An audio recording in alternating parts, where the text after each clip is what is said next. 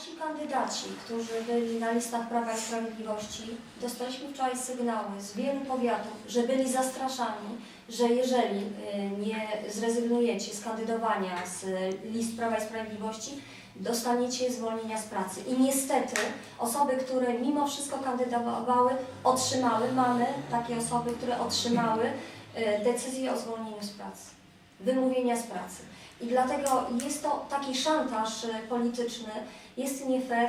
Ja wspomnę o tym, że między innymi w Kętrzynie była taka sytuacja i w powiecie kętrzyńskim.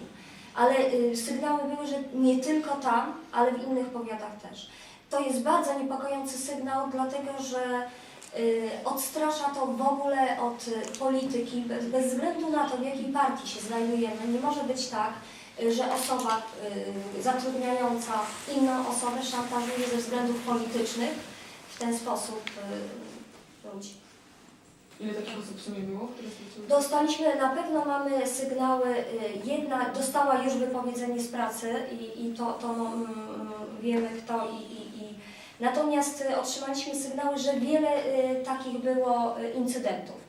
Natomiast będziemy oczywiście, po nowym roku spróbujemy ustalić, kto, ile takich incydentów, gdzie to się działo. Wczoraj tylko było zasygnalizowane, że to nie tylko w jednym miejscu, natomiast w Kętrzynie wyraźny sygnał wymówienia z pracy otrzymała pani, która startowała z list Prawa i Sprawiedliwości za to, a wcześniej zapowiadano jej, że jeżeli będzie kandydowała, nie zrezygnuje, to dostanie wymówienie z pracy. I niestety tak się stało.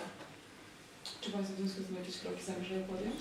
Zastanowimy się, po nowym roku chcemy zobaczyć, jak wygląda sytuacja w innych powiatach i zastanowimy się, co z tym zrobić.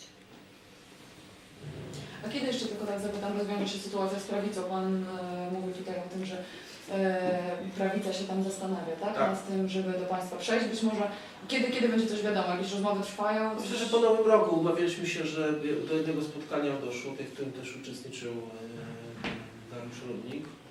Rozmawialiśmy o jak to widzimy i została wyrażona wola ze strony samego szefa tej Prawicy Rzeczypospolitej, pana profesora Kowalskiego, aby, mówiąc, połączyć siły w ramach Prawa i Sprawiedliwości.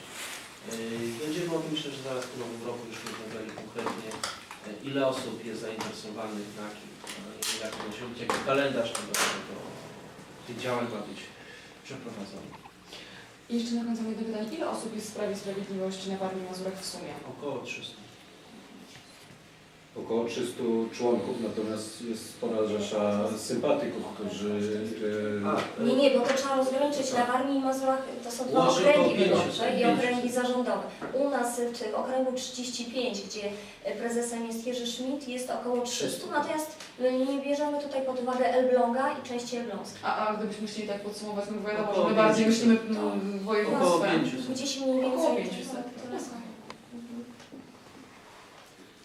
Dziękujemy.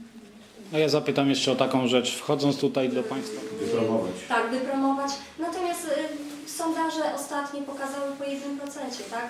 I w RMF widziałam, że był 1% i w Rzeczpospolitej 1% dają Piotrkowi. Może aż tak słabo bym ich nie oceniała, bo to szkoda, bo to byli kiedyś nasi koledzy, więc ceniliśmy ich.